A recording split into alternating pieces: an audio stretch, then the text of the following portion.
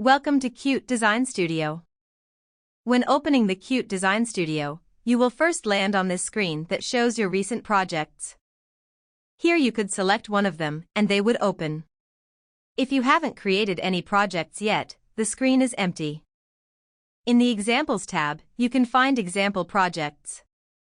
They range from basic examples, like the progress bar, to more complex projects such as the IVI system. By clicking the download button, you can download the project and use them.